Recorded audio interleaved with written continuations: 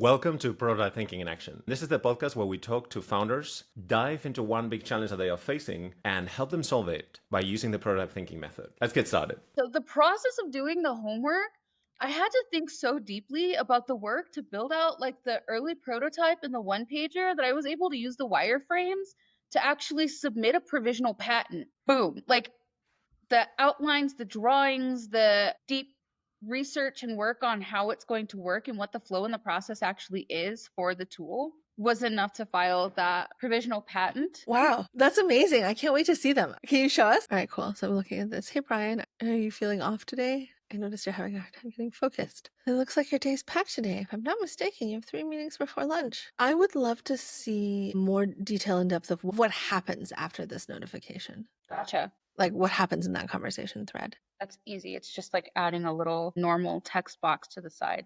Let's look at the one pager. That's okay.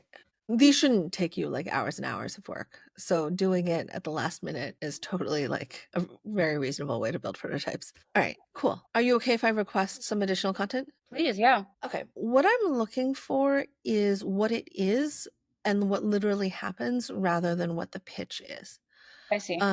So I think if we do this and then we put a bunch of examples, for example, what happens in that conversation, you said that you were going to build a dashboard. I think that would really help because there's a lot of we'll solve burnout with insights. But what I want is to be able to like really quickly visualize how we'll stop burnout with insights. And I will add that it is incredibly common in prototype building at this stage that half of this of what it concretely looks like, you might not know yet. And that's exactly why we're building prototypes into it. So the principle is take a mediocre guess. So if you know what it looks like, build that. But if you don't, just keep taking bad, mediocre guesses so that it is fully concrete, right? What you want is something where people can look at it and no brainer immediately, instinctively, viscerally understand what the experience of having this thing active in their company would look like.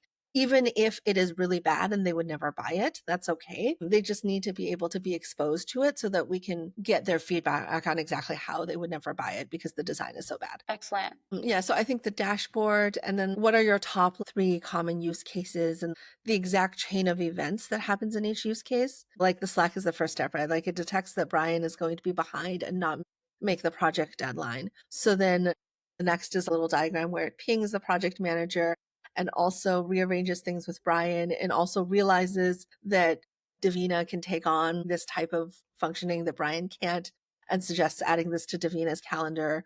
And then as a result, its mental map of the project, like spoon assignment blocks changes or some visualization of what Rhenari is thinking in one case and what Rhenari is thinking after that.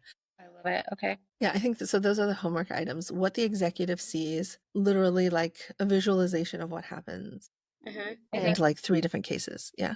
just based on the work that I've done to get to this point, I think I'm ready to do that. Well, what's already been proven, what I need to actually test, and Yeah. what's already been tested somewhere else, like all of that stuff. Yeah. I can do that. I might even be able to make something interactive. I would which- actually love an FAQ based on, if you have extra time, it's not super essential, based on all of the stuff that you have laid out. It doesn't literally have to be an FAQ. It could also be like pop-up info buttons. But imagine if in the dashboard, Yeah. there's an info button that cites a study and explains how it's calculated. It doesn't have to like have a good flow. Like the default thing that we tell people to do is build it in like Canva or something and then have pop-up boxes that you just pull in and out. You've done so much work on privacy. You can be like, how does privacy work on this? And a little pop-up drop down and be able to have people answer those things. And just to make sure that I'm on the right track, these are things that should be ready for the user. We're just giving it to her like, hey, what would you do with this? I will run the user test, but you can see how we're doing it and why. It'll be an initial setup, about half an hour of going through the prototypes and then half an hour of interview and conversation. We want to put her in the situation of like, imagine that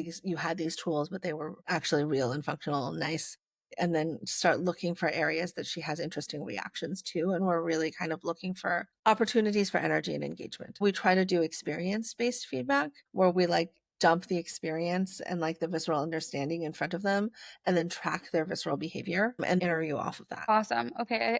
I feel good about this. So I'm snatching assets from Figma and using them in Canva. Mhm. And then I just have taken essentially the same thing, but I'm breaking it up into, I think you can see here, 3 statistics for why we need to be thinking about Mhm. burnout.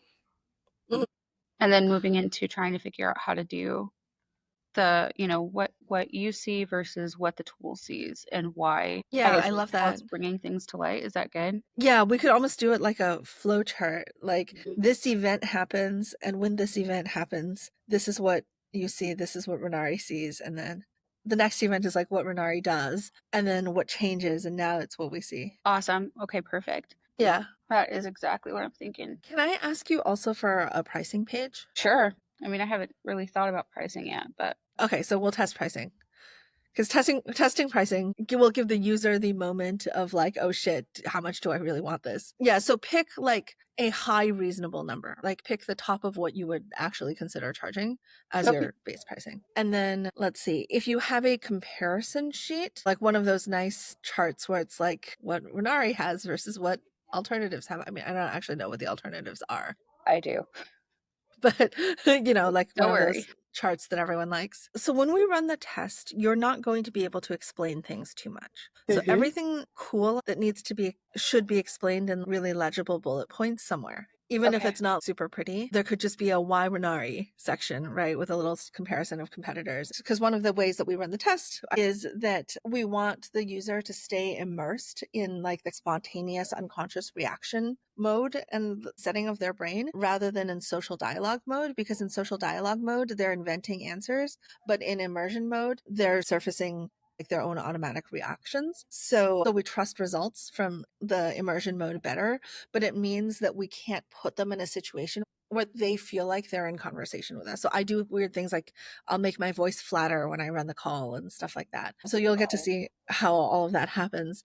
But as a result, because you are such a good pitcher, I want to make sure that we don't get the user sucked into your pitch energy. So make sure the pitch content is on there. And then lastly, manager or executive dashboard. I'm working on I think that has everything except for the dashboards, and I'm just whittling down the dashboards. I started out with the big thing, and then I've just page by page gone down and down into like what are the smallest, most actionable things to put on a dashboard. Wow, that's a huge number. The link to the article on how to assess all of that stuff is in the Yeah. FAQ too. Interesting. My biggest piece of feedback is that I think we need to cut like 2/3 of the text and improve it for legibility, because this is more attractive than readable, and there aren't paragraph breaks and lists, and enterprise people have no patience reading anything. It's okay to make it less attractive. I would make a lot of the text bigger, cut half to 3/4 of it, or reformat it. The first part I really read in depth was here, and this is great. And I was super curious and wanted more of this. So if everything looks like this. Okay. And I think there's this great story here, but let's make it less dense. I'm also more interested in charts that reflect what actually is doing rather than clip art that captures a vibe, because everything is about the vibe. What we want to communicate is how it actually works. So imagine if this is a chronology flowchart. So for example, the punchline here is Rhenari sends just-in-time support via Slack. This is the most interesting and informative sentence in both this like double section here. And it is also the most visually buried sentence. And also I want an example of it. So for example, what is burnout? Could be like a quick visual checklist, but then how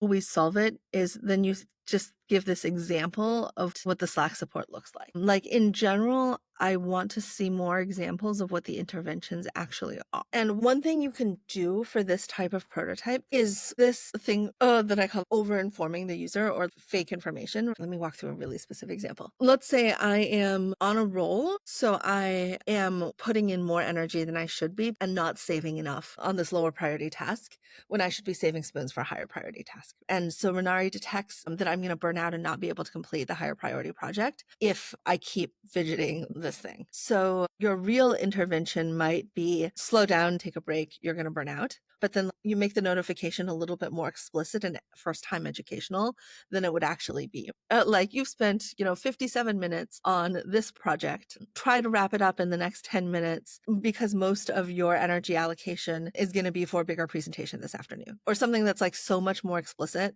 than they would actually need. But then like the user can see the entire story. I love most of this. We just need to reformat it and organize it. But enterprise people just need high example, low attention span. Okay, that's perfect. So I can take that whole section. I can probably get it down to 4 because there are really 4 intervention protocols. So we can do the 4 intervention protocols with bullet points on what it's detecting and how it's intervening, but all with these showcases, these like Slack showcases. Yeah, the way I think about it is like, what are a few magic moments of Rhenari intervention, and visually show those magic moments happening. Thank you for listening to Prototype Thinking in Action. Please don't forget to like and subscribe wherever you get your podcast. Join our email list and follow us for exclusive access to tools, case studies, and live workshops. All links can be found in the description below. See you next time.